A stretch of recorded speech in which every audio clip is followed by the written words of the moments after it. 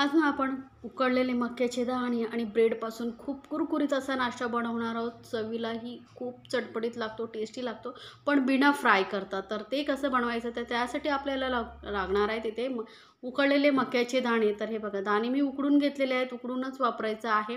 आता हे थोडेसे आपल्याला ना असे फोडून घ्यायचे आहेत. त्यामुळे मी काय करणार आहे, ह्याला असं चॉपरमध्ये घालून आपण थोडंसं क्रश करून घेऊया किंवा मिक्सरमध्येही पल्सवरती थोडंसं एक सेकंद असं तुम्ही फिरून घेऊ शकता. तर यामध्येही काम पटकन होतं, त्यामुळे मी यामध्ये घालून आपण हे थोडंसं हलकंसं फोडून घ्यायचं आहे. आपल्याला याची पेस्ट वगैरे करायची नाही आहे. तर बघू शकता, हे थोडेसे असे मी फोडून घेतलेले आहेत. जास्त पेस्ट वगैरे झालेली नाही आहे, असंच आपल्याला हवं आहे. जास्त जर तुम्ही मिक्सरमध्ये जास्त पेस्ट करायला गेलात ना तर याचा ओलसरपणा जास्त सुटतो आणि मग आपल्याला यामध्ये बाइंडिंगसाठी जास्त साहित्य घालावं लागेल. तर तसं होऊ नये त्यासाठी काय करायचं, हे चॉपिंगमध्ये घालून चॉप करून घ्यायचं आहे. त्यानंतर आता यामध्ये आपल्याला काही साहित्य ॲड करायचं आहे. तर सर्वप्रथम मी इथे घालते ब्रेड स्लाईस घेतलेले आहेत. आता याला तुम्ही मिक्सरमध्ये फिरून घेऊ शकता किंवा असंच हाताने थोडंसं रफली तोडूनही घालू शकता. कारण हे जे मक्याचं ओलसरपणा आहे ना स्वीटकॉर्नचा, त्यामुळे हे व्यवस्थित यामध्ये मिक्स होतात. जो ओलसरपणा आहे तो पूर्णपणे शोषून घेतात. तर इथे मी 4 जे आहेत ब्रेड स्लाईस घेतलेले आहेत. हलकेसे कुस्करून घ्यायचे आहेत आपल्याला. थोडंसं मिक्स करत गेलात की लगेचच हे ना एकदम मस्त गोळ्यासारखे तयार होतील. जास्त वेळही लागत नाही आहे. तर किंवा तुम्ही सांगितल्याप्रमाणे मिक्सरमध्ये याचा ब्रेड क्रम्सही बनवून घेऊ शकता. तेही यामध्ये घातला तरी चालेल. तुम्हाला ब्रेड नसेल वापरायचं तर मग पोहे थोडेसे भिजून ते वापरू शकता. त्यानंतर इथे मी 2 घेतलेले उकडलेले बटाटे, तेही किसून घेऊ शकता किंवा मग अशा हाताने फोडूनही घेऊ शकता. थोडंसं क्रश करून घ्यायचं आहे. हे 2 बटाटे आपण कुस्करून घेतलेले आहेत. तर हे बघा, बटाटे व्यवस्थित मिक्स होतात. बटाट्यांमुळे काय होतं, जे पॅटीस आपण स्नॅक्स बनवणार आहोत ते छान असं टेस्टी होतं, आतून सॉफ्ट असं होतं आणि बाइंडिंगही छान येतं. तर आता हे बटाटे आपले कुस्करून झाल्यानंतर यामध्ये आपल्याला काही घालायचे आहेत उकडलेल्या भाज्या. तर इथे मी थोडेसे मटार आणि थोडंसं गाजर घेतलेलं आहे. हे ऑप्शनल आहे, तुम्हाला आवडत असेल तर घाला, नाही घातला तरी चालेल. एक छोटासा असा बारीक चिरलेला कांदा घेतलेला आहे, बारीक चिरून घ्यायचा आहे. त्यानंतर 2 किंवा 1 हिरवी मिरची, तुम्हाला जसं तिखट हवं आहे त्यानुसार तुम्ही घेऊ शकता. तिथे मी 2 छोट्या हिरव्या मिरच्या घेतल्या होत्या.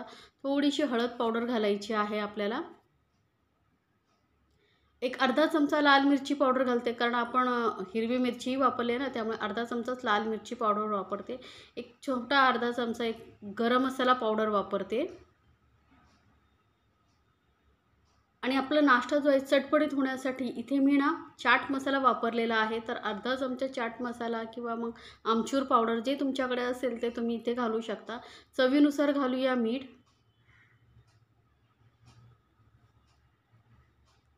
तर इथे मीठ घातलेलं आहे. वरून थोडीशी कोथिंबीर घालूया. तुम्हाला जास्त प्रमाणात कोथिंबीर आवडत असेल तर घालू शकता. तर हे व्यवस्थित आपल्याला मिक्स करून घ्यायचं आहे आणि असं घट्ट गोळ्यासारखं आपल्याला बनवून घ्यायचं आहे. आता यामध्ये आपल्याला अजून काहीही साहित्य ॲड करायचं नाही आहे. झटपट असं आपलं हे स्नॅक्स तयार होतं. तर एकदा नक्की बनवून पहा आणि मला कमेंट्समध्ये जरूर सांगा तुम्हाला ही रेसिपी कशी वाटली. तर हे बघा, व्यवस्थित सर्व साहित्य मिक्स करून घेतलं आणि त्यानंतर काय करायचं, आता ह्याचे आपल्याला छोटे छोटे बॉल करून घ्यायचे आहेत. एक छोटा लिंबू असतो ना, छोटा किंवा मध्यम आकाराचे, तेवढ्या साईजचे मी याचे छोटे बॉल बनवून घेते. जास्त मोठे करायचे नाहीत. किंवा तुम्हाला जसं स्नॅक्स डीप फ्राय करायचं असेल, शॅलो फ्राय करायचं असेल तर तुमच्या आवडीनुसार तुम्ही साईज बनवू शकता. तर इथे मी छोटे छोटे असे बॉल्स याचे बनवून घेतलेले आहेत, कारण आपण हे फ्राय करणार नाही आहोत. त्यासाठी इथे मी बॉल करून घेतले आहे. त्यानंतर इथे मी एका वाटीमध्ये घेतलेलं आहे थोडंसं गव्हाचं पीठ, किंवा तुम्ही इथे कॉर्नफ्लोअर, मैदा काहीही घेऊ शकता. यामध्ये थोडं थोडं पाणी घालून आपण ह्याची घट्टसर अशी पेस्ट बनवून घेणार आहोत. तर एकदम घट्टही नाही आणि एकदम पातळही नाही, मध्यम अशी मी तुम्हाला दाखवणार आहे किती यामध्ये पाणी घालायचं आहे ते. तर थोडंसं पाणी घाला, कारण मग जास्त पाणी एकत्र घातलं तर याच्यामध्ये गुठळ्या होऊ शकतात. तर थोडं थोडं पाणी घाला, चांगलं फेटून आपण हे पीठ मस्त असं मिक्स करून घ्यायचं आहे. तर बघा, इतपत असं घट्टसर असं किंवा पातळसर आपल्याला हे पीठ भिजवून घ्यायचं आहे. त्यानंतर इथे ना मी 2-3 ब्रेड स्लाईस असे क्रम्स करून घेतलेले आहेत. मिक्सरमध्ये फिरून घ्या, म्हणजे ब्रेड क्रम्स आपले घरी तयार होतात इझिली, किंवा मार्केटमध्येही तुम्हाला इझिली मिळतील. आता आपण जे बॉल बनवून ठेवले होते ते एक एक यामध्ये डीप करायचं आहे, व्यवस्थित भिजवून घ्यायचं आहे आणि एक्स्ट्राची जी पेस्ट आहे ती काढून टाकायची आणि लगेच त्याला ब्रेड क्रम्सवरती टाकून ब्रेड क्रम्सने व्यवस्थित कवर करून घ्यायचं आहे. बघा गोल गोल फिरून मी याला पूर्ण ब्रेड क्रम्स जे आहेत लावून घेते आणि थोडंसं हाताने गोल गोल फिरून घ्या. म्हणजे काय होतं, ब्रेड क्रम्स व्यवस्थित चिपकले जातात जेव्हा तुम्ही फ्राय कराल किंवा आपण जसं अप्पे पॅनमध्ये बनवणार आहोत तसं मग ब्रेड क्रम्स निघणार नाही. त्यामुळे ते व्यवस्थित चिकटण्यासाठी हाताने थोडंसं असं गोल गोल फिरून घ्या त्याला. बघू शकता पेस्टमध्ये बुडवायचं आणि लगेच त्याला ब्रेड क्रम्समध्ये टाकून व्यवस्थित कोट करून घ्यायचं आहे. या पद्धतीने हलक्या हाताने गोल गोल फिरवायचं आहे. तर हे बघा आपलं असे हे बॉल पटापट मी बनवून घेते. बाकीचे सर्व जे बॉल आहेत मी बनवून घेते. तर हे स्नॅक्स आपलं बनवून झालेले आहे. आता तुम्ही ना हे स्नॅक्स असंच बनवून फ्रीजमध्येही स्टोअर करून ठेवू शकता. 1-2 दिवस अजिबात खराब होत नाही. एअरटाईट डब्यामध्ये भरून ठेवू शकता आणि जेव्हा तुम्हाला खायचं मन होईल तेव्हा पटकन अर्धा तास आधी बाहेर फ्रीजमध्ये काढून ठेवायचं आणि गरम गरम फ्राय करून खाऊ शकता. तर आता हे आपण जे स्नॅक्स आहे अप्पे पॅनमध्ये बनवणार आहोत, त्यामुळे मी थोडंसं तेलामध्ये आपण हे स्नॅक्स बनवणार आहोत. तरी पण खूप कुरकुरीत होतं.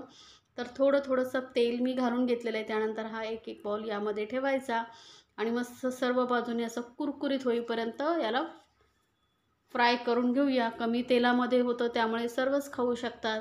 ज्यांना कमी तेलाचे पदार्थ आवडतात त्यांनी हे नक्की ट्राय करून पाहावं. खूप छान लागतं. यामुळे एक तर काय होतं माहिती आहे, तेल तर कमीच वापरलं जातं, जास्त तेलकटही होत नाही आणि चवीलाही खूप छान लागतात. थोडंसं वरून मी तेल टाकते, जास्त नाही, हलकंसं. म्हणजे काय होईल, वरची बाजू अशी कोरडी वाटायला नको म्हणून थोडंसं तेल वरूनही घालून घ्यायचं आहे. तर जास्त नाही, एका बॉलला म्हणाल ना तर पाव चमचा एवढंच तेल लागत असेल, जास्त तेलही लागत नाही.